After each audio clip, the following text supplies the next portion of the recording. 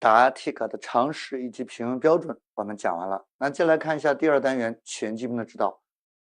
全疾病指导大家要注意的一块是我们在学的这些疾病，今天要考的疾病，我们一则要在技能第一站用，二则我们要在技能第三站用。你老师为什么感冒后面要写个上呼吸道感染？是因为同学们要了解啊，我们技能1、2、3站考的时候，一站考的是中医辨病、辨证、治法选方，刚才我们演示了，对吧？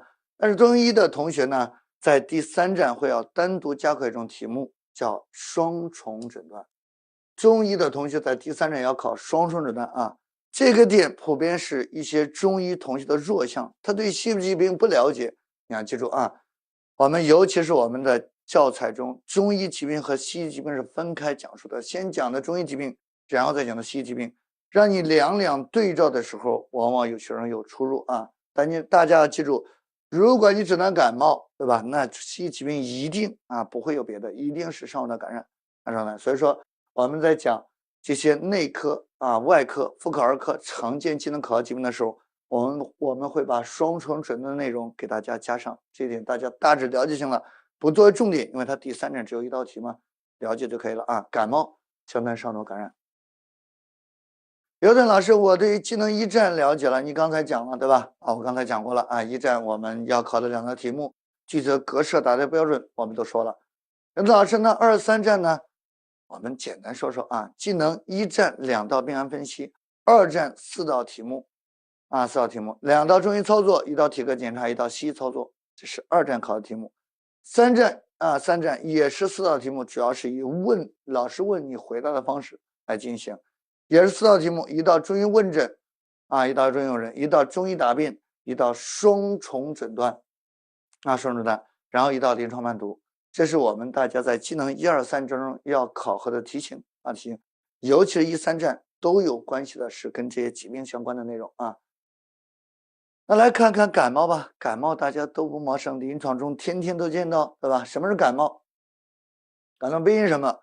感冒绝大多数都是由于外感什么因呢？六因以及实性病毒侵人体的肌表所形成的表症，就叫感冒啊。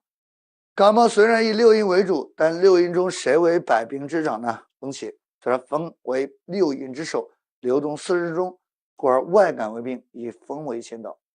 第二个病机，病机，我们说但凡外感的你都找谁呢？外邪容易袭肺，五脏中只有与肺与外界相通，尤其在整个感冒咳嗽、喘症、哮病这些疾病中，大多病位都在肺。所以说病因找着之后，你在写病位的时候，在写病机的时候，你就以肺为主导就行了。病机外邪侵人体时候发病，主要关键于在胃气的强弱，同时与感泄症有关。侵袭肺胃的途径有二，或从口鼻而入，或从皮毛而入。临床表现说风寒、风热，属3症。你老师病机还没说，其实很简单一旦外邪袭肺，对吧？肺胃失和，肺胃失和，这是感冒的基本病机基本病机。来看第3个诊断和鉴别诊断，中医的疾病和诊断和鉴别诊断这一块呢，尤其诊断这一块是完全仿照西医的内容来的，但这一块内容呢是比较简单的。我们一般不需要掌握那么多，辨病靠谁？记住辨病靠主症。对于大家的话，你只要把主症掌握住，辨病就有了那么对于感冒，主症中以鼻塞、流涕、喷嚏、头痛、恶寒发热、全身不适为特征。所以只要见到恶寒发热、鼻塞流涕，这就是感冒，就是临症中以某某病为主症第二个，这些后面的内容大致了解就可以了感冒病程一般较短，3到7日可愈，普通感冒一般呢不传变。第3个，发病季节40皆可，但以冬春季最为多见，冬季多病毒，春季冬春多病毒，所以说最容易引起感冒。我们大家学儿科的时候都知道，上呼吸道感染90%都是病毒所以说现在冬春季感冒比较流行。第4个，实行感冒呢，这个是一个特殊类型的感冒，既然叫实行，行就是流行嘛，它都有流行性，常突然恶寒，甚至寒战，对吧？高热，全身症状明显，而且可以化热入里变成他病。从这些点我们可以看出来，实行感冒的3大特点。第一个是流行性，实行感冒的3大特点，第一个是流行性。第二个是全身症状明显，刚才讲了，对吧？普通感冒全身症状不明显啊，它主要是以鼻塞流涕、肺气症状比较突出。同时，第三点，作为实验感冒，它能传遍入里，而普通感冒一般不传啊。见到患者口中黏腻、胸脘痞闷，对吧？痞闷、苔腻、脉象乳数、肢体酸重的、头昏重的，这是有谁呢？有湿，有表症兼有湿邪的，那一定是什么感冒呢？一定是暑湿感冒。你分析也能简单分析出来啊。暑为阳邪，故而身热；耗气伤筋，故而心烦口渴。暑的夹湿，故而头身困重，所以这是能够判定出来的啊。但是首先要辨明以发热无风为主症的，那就是感冒啊，感冒，然后再伴随有湿邪的暑湿伤表症。增肌概要：暑湿恶表，湿热伤中，胃表不和，肺气不清。你看还是肺胃不和啊，万能的印记。治法：有暑了需要清暑，有湿了需要祛湿，有表症了需要解表。清暑祛湿解表，完美的对症候治疗的一种治法啊。代表方需要选辛加香如意。好，常人感冒我们就讲完了，接下来看两个虚体感冒啊。虚体感冒一个叫气虚，一个叫阴虚。气虚感冒患者恶寒发热为主症，什么病呢？感冒。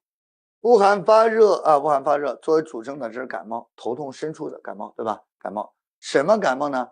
患者见到平素神疲体弱，咳嗽无力，这什么虚？气虚。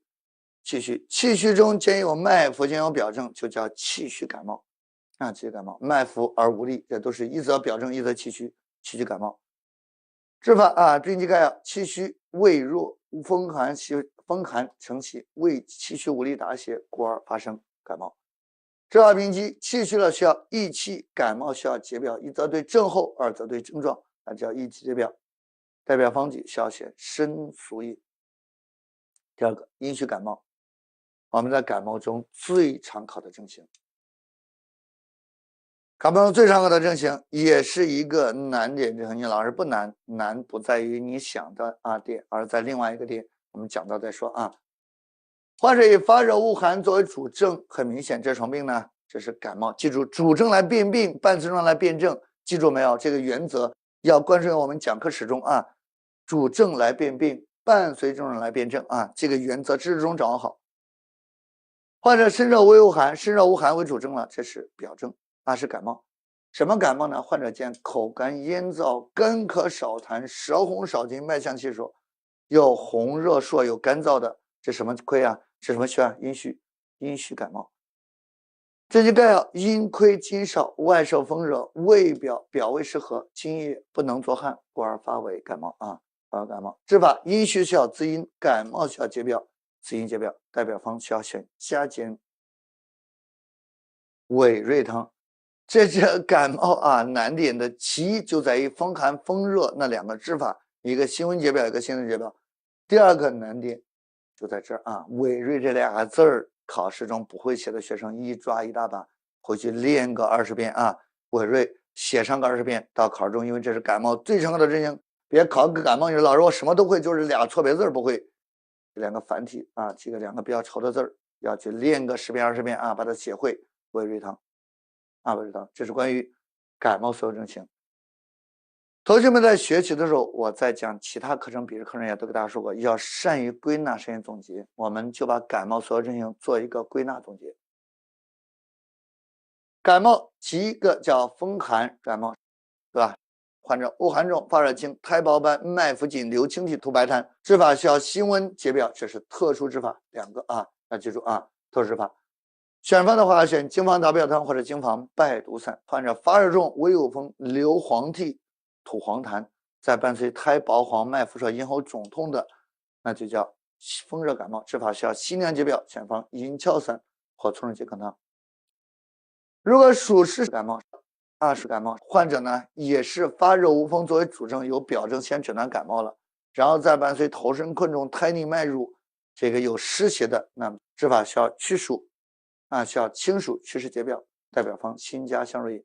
这三个都是常人感冒。有两个虚体感冒，一个气虚，一个阴虚，患者都是以恶寒发热作为主症，如果伴随神秘乏力少气来，脉浮而无力的，就是气感冒。治法需要益气解表，选方参苏液。如果阴虚感冒阴虚感冒患者无寒发热作为主症，又伴随口燥、阴干、舌红少苔、脉象细数，就叫阴感冒。治法需要滋阴解表，选方加减葦蕤汤。我给大家编的歌诀，看一下看一下。初期歌诀初期歌诀，作为感冒，我们叫寒经热阴暑心加，阴蕊气生寒热解。作为感冒都以什么做主症呢？作为恶寒发热作为主症，所以说寒热解就是当你把感冒所有症型都解决了，寒热自然恶寒发热自然而然就解决了寒经风寒感冒，经防百毒散；热阴风热感冒，银翘散；暑心加暑湿伤表，心加香肉饮；阴蕊阴蕊阴虚感冒加减葦蕤汤；气生气虚感冒生素饮。寒热解，寒经热阴暑心加，阴蕊气生寒热解。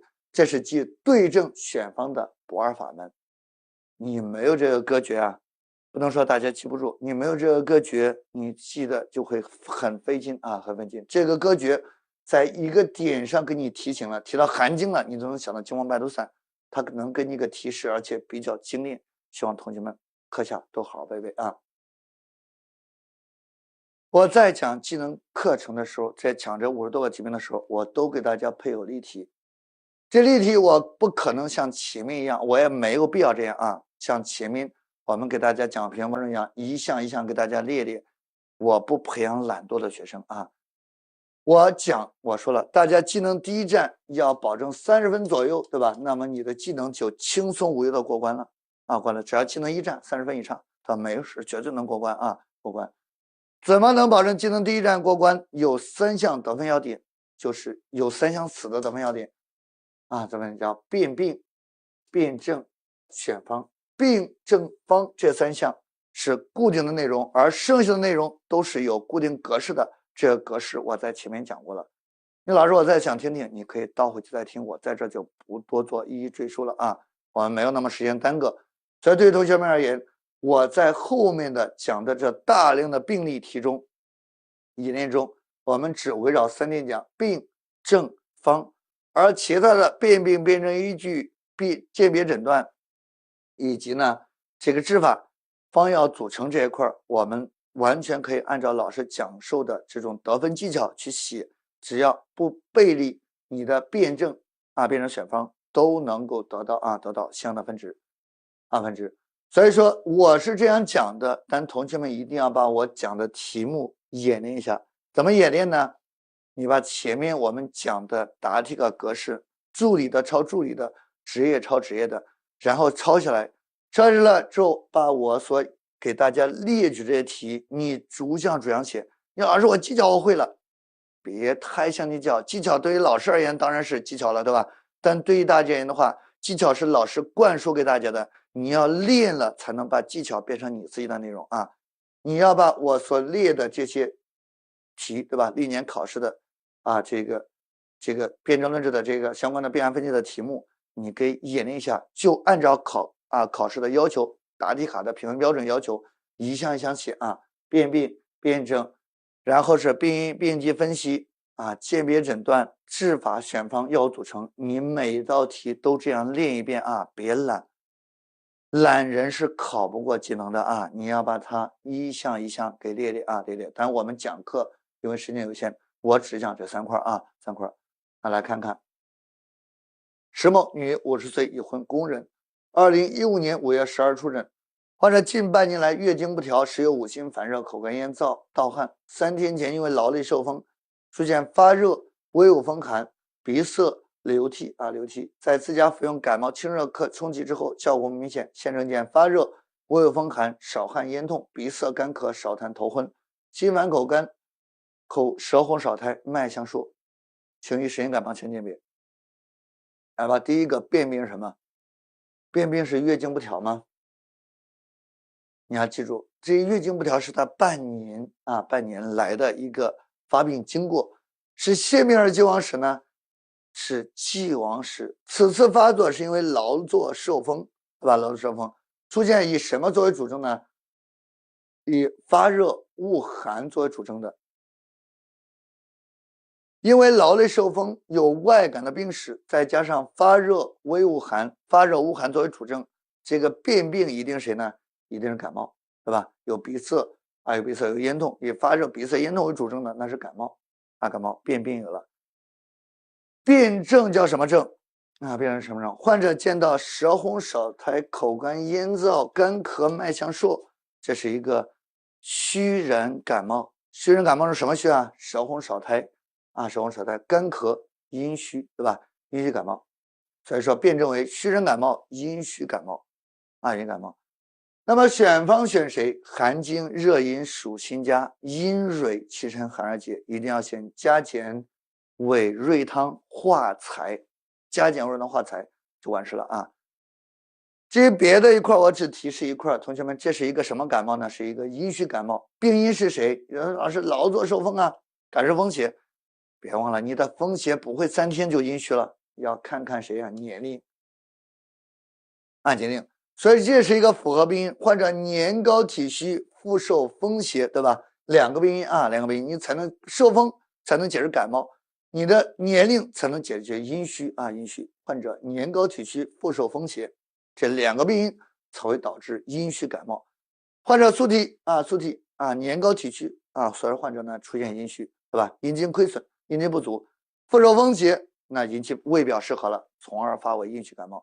所以这个要记住，这个年龄是辨别虚症的一个关键点，牵扯到一个固定病因，叫年高体衰或者年高体虚都可以这是关于这一点，我们再次提示一下同学们掌握住所以辨病有了，辩证有了，选方有了，剩下的内容你按照老师给大家提示的技巧去写都没有问题那么来看一下第二个第二个，曲某，女，45岁已婚工人，2015年11月25日出诊。患者1天前外出受凉后出现恶寒发热头痛鼻塞流清涕，未经诊治，现证见恶寒重，发热轻，无汗头痛，直接酸痛，鼻塞声重，咳嗽阴痒，吐痰清晰色白，咳息热饮，舌苔薄白，脉象腹紧。来吧，第一个辨病，患者以恶寒重、发热轻为主症的，这就是谁这就是恶寒发热，对吧？再伴随阴痒鼻塞，对吧？鼻塞为主症的，这是感冒，辨病为感冒。辨证为什么症辨证什么症？症后的患者见到无汗，见到恶寒重，发热轻，见到吐白痰，对吧？见到呢脉象腹紧，苔薄白了，这叫常人感冒。什么感冒呢？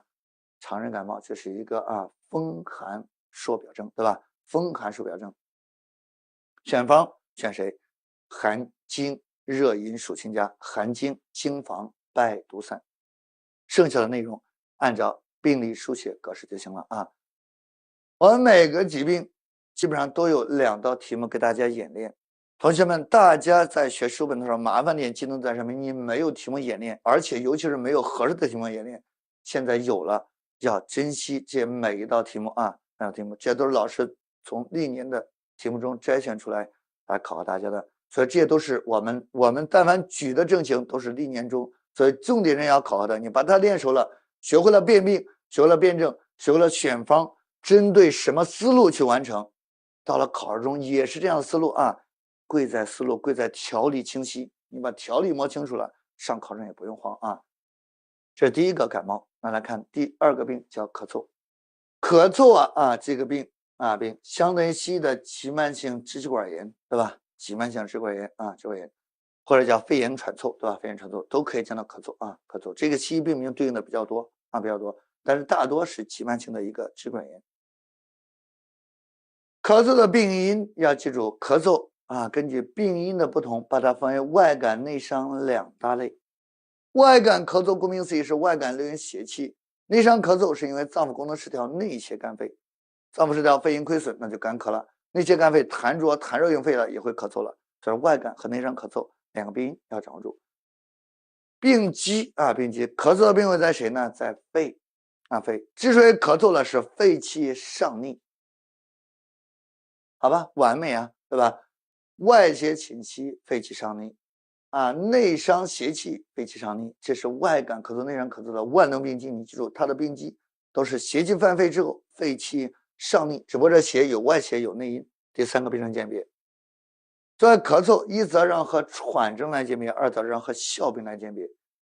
喘症什么症状？喘症患者有呼吸困难，张口抬肩，鼻翼颤抖，不能平卧。它有谁呢？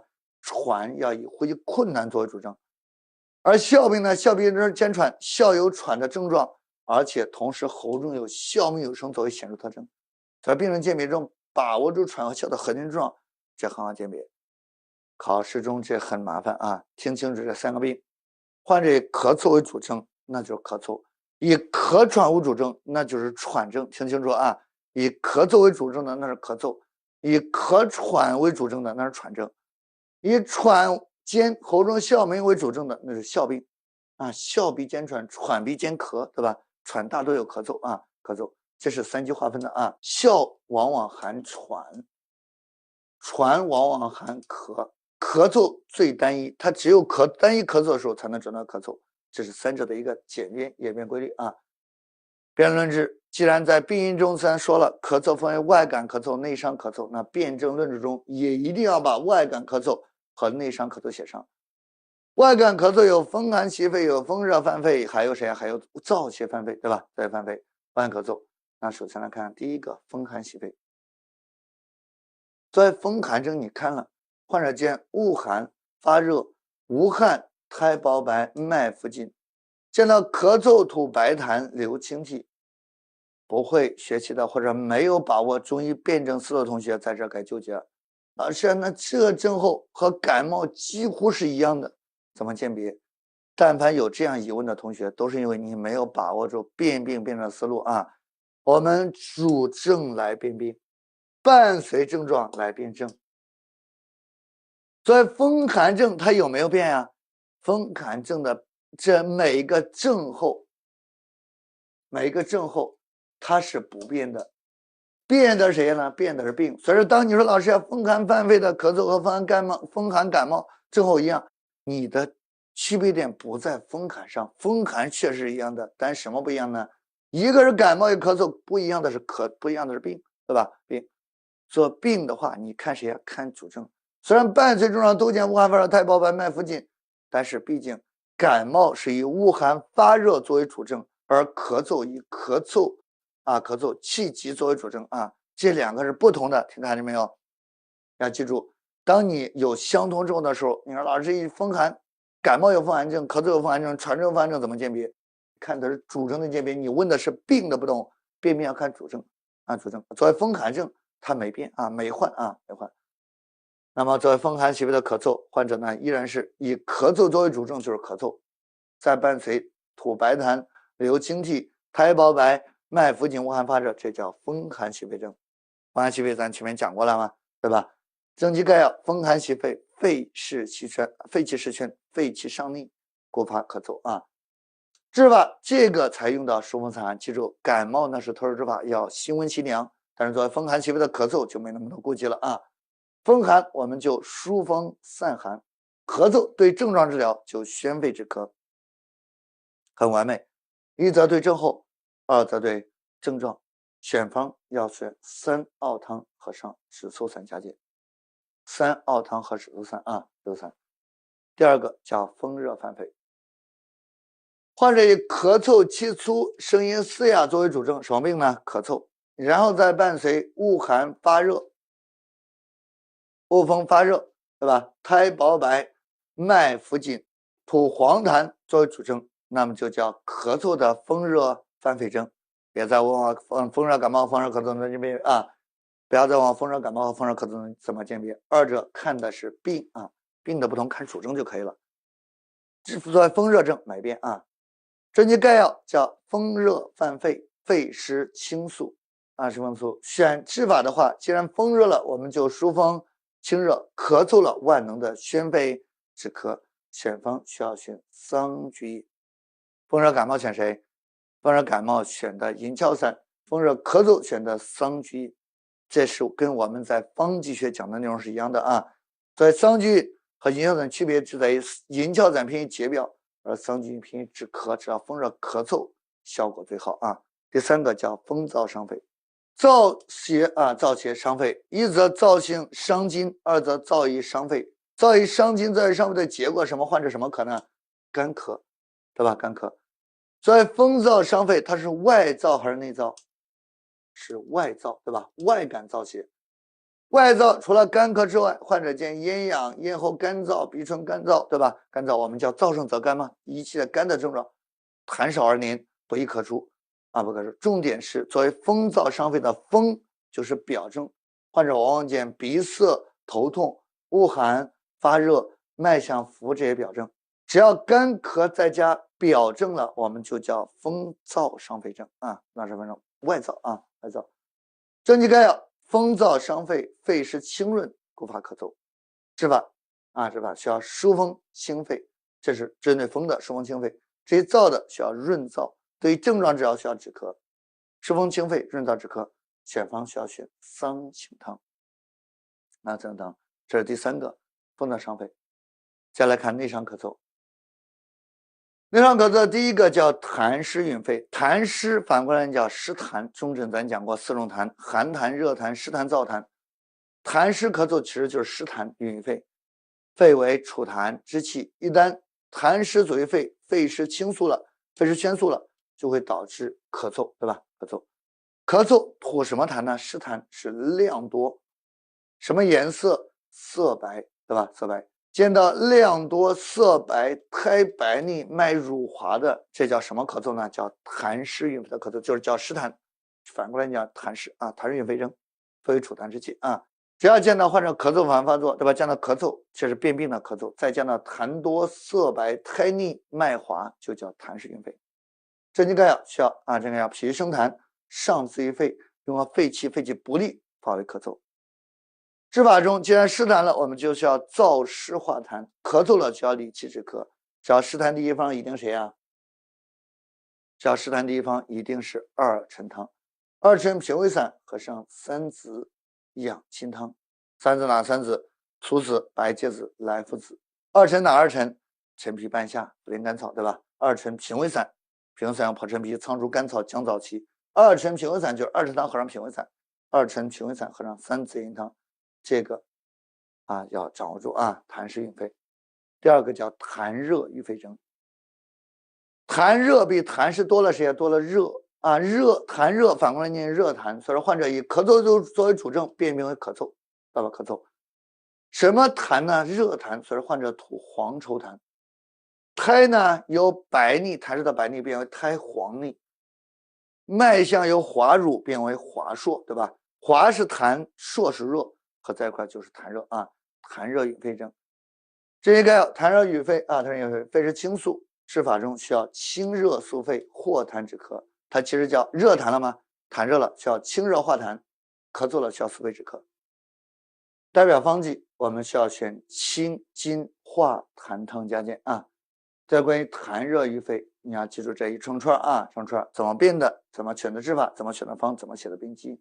好，我们来看一下第3个肝火犯肺症，这是内伤咳嗽，也是整个机能中的一些特殊症型，你要掌握住啊，不是什么症候都有的，不像前面痰湿，对吧？痰热、外感风寒、外感风热，那都是基本症候。但像这种肝火犯肺症啊，它属于特殊症候，特殊点就在于它少，或者有的特殊症候只是某个疾病所独有的，比如说心肾不交、肝火犯肺这些症候，你要记住啊。少，大家就要用心学。这种独一无二的或者极少的症候，都是考试的重点要考核的内容啊。肝火犯肺这个症呢，只有2个病友，一个是咳嗽，一个是咳血。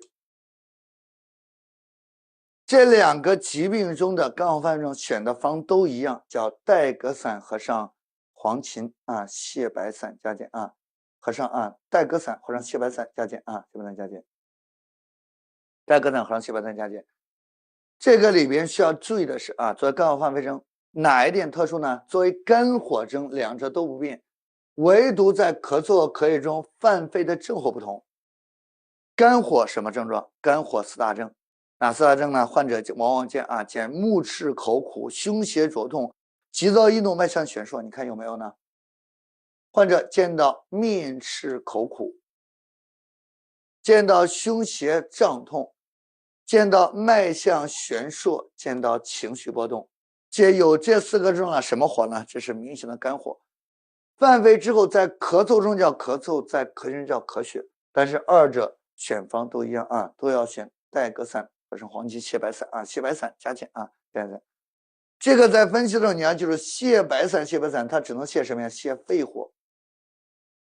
你要学会活用你的知识，别死记硬背啊，去理解掌握它。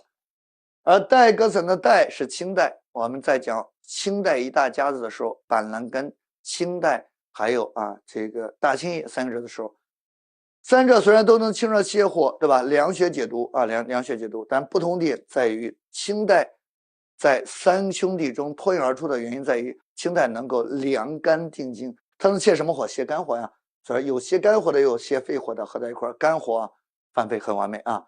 所以患者咳嗽呈阵发性，然后再伴随肝火的症状啊，高症状口苦、目赤、胸胁胀痛、脉象悬烁，那就叫肝火犯肺症。症机概要：肝郁化火，上逆五肺，对吧？上逆五肺，治法需要清肺泻肝，顺气降火。肝火了，那就泻肝火；犯肺了就清肺火，清肺泻肝，顺降火。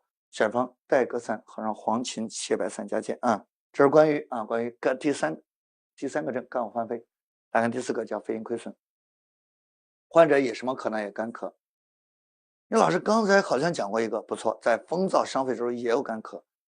老师这两个干咳怎么区别？中诊学告诉你了，燥分外燥和内燥，对吧？内燥啊，外燥是因为感染的燥邪，内燥是因为阴经亏损，对吧？脏腑阴经亏损，内燥多见于谁？见于肺、胃、大肠，对吧？肺、大肠。肺燥了则干咳，胃燥了则干呕，大肠燥了则大便干结，对吧？干结，所以肺阴亏损，它也会见干咳。这是什么燥呢？内燥。内燥三个脏腑中的一个燥啊，内燥干咳。大家记住，外燥是表症，干咳加的什么呀？恶寒发热，脉象浮，而作为内燥的肺阴亏损症，它是阴虚。阴虚生谁呢？我们叫燥盛则干，阴虚则热。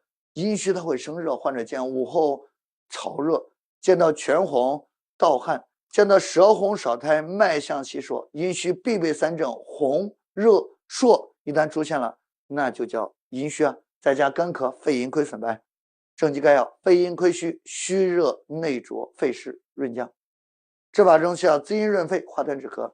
选方选沙参麦冬汤，记清楚啊。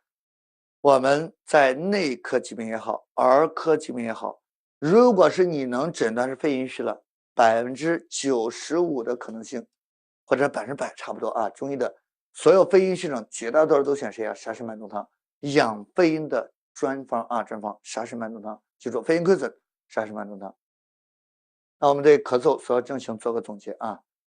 咳嗽所有症型，第一个叫什么呀？叫外感咳嗽。外感咳嗽有3个，叫风寒、风热以及呢风燥，对吧？风燥。风寒犯肺，患者咳嗽再加什么呀？吐白痰、流清涕、苔薄白、脉浮紧，那叫风寒袭肺咳嗽。你说老师这个听起来感冒很像，但是记住处症不同啊。这方需要疏风散、宣肺止咳，选方宣三奥汤。三奥汤就是麻黄汤去桂枝，对吧？桂枝减弱了它的解表力量，但增强了它的止咳功效啊。三奥汤用马杏草啊、香草，再加紫苏散。紫苏散我们在方子学学过这个方啊，我就不太重复了。这是关于风寒袭肺。第二个叫风热犯肺，患者咳嗽，咱们的吐黄痰、苔薄黄、脉浮数，就叫风热犯肺，咽喉疼痛。治法中需要湿风清热，宣肺止咳，选方一定要选桑菊饮。第三个叫风燥伤肺，什么咳？干咳，干咳再加恶风发热，脉象浮，就叫风燥伤肺。治法需要湿风清热啊，湿风清肺，润燥止咳，选方需要选桑葚汤。这3个外感咳嗽，那接下来看内伤咳嗽。内伤咳嗽第一个咳嗽叫痰湿吮肺，对吧？痰湿吮肺，痰湿咳嗽。作为痰湿咳嗽，咳声重浊，咳嗽重浊，那作为湿痰就是痰湿就是湿痰嘛，湿痰是量多色白，再加苔白腻，脉如缓，那就叫痰湿吮肺。治法需要燥热化痰、理气止咳，只要湿痰第一方二陈汤，对吧？再合上脾胃散叫二陈脾胃散，再合上3子养心汤。第五个叫什么呀？叫痰热于肺啊，痰热于肺，痰热于肺，反为阴热痰，患者以咳嗽为主症啊，作为主症，伴随吐黄痰、苔黄腻、脉滑数，这一点作为痰湿和痰热咳嗽，还要和风寒风热去区分啊。痰湿吐白痰，那风寒也吐白痰；痰热吐黄痰，风热也吐黄痰。你说老师这怎么鉴别？很简单，这两个叫外感咳嗽，对吧？伴随着脉象浮苔薄，而作为痰湿和痰热咳嗽，它是内伤咳嗽，往往伴随苔腻脉滑这些里症啊里症。在痰热咳嗽患者见咳嗽吐黄痰，苔黄腻脉滑数，叫痰热郁肺。治法中需要清热速胃，化痰止咳。选方需要选清津化痰汤。方歌我给大家提示了啊，清津化痰黄芩汁，对吧？治桔梗麦冬桑北汁，瓜蒌橘红茯苓草痰火犯肺咳嗽止，回头背背就可以了啊。第六个叫肝火犯肺啊，肝火犯肺。肝火犯肺，我们说了，这是一个特殊症，感咳嗽和咳血中都见，选方一样，辨证要点也基本上一样，肝火都是一样，无外乎犯肺的症状，一个是咳嗽，一个是咳血。肝火犯肺患者肝火了需要平肝，对吧？平肝。肺火了需要谁啊？清肺，所以需要清肺平肝，顺气降火。选方需要选黄芩泻白散和上代革散啊，代革散。清代能泻肝火，泻白散能泻肺火，对吧？那就是合在一块，肝火犯肺。第七个肺阴亏损，患者也干咳，不过是患者伴随阴虚表现，这是一个内燥，对吧？患者一定有五心烦热、盗汗、潮热、手红少苔、脉象稀疏，那叫肺阴亏损。治法中需要滋阴润肺、止咳化痰，选方需要选沙参麦冬汤啊，沙参麦冬汤叫桑干沙天麦扁玉啊，麦扁玉能够掌握住对应的咱方继续舒张组成，对吧？经书上组成就能掌握住这个方。速记歌诀的话啊，我们来看看叫寒三热橘燥桑杏，这是三个外感咳嗽。寒三风寒咳嗽啊，风寒起肺需要选谁啊？需要选三奥汤和上栀子散，对吧？寒三我不可能全写，我只能说给大家一个提示，对吧？你能把三奥汤写出来，这其实就足够了，对吧？寒三奥汤和栀子散。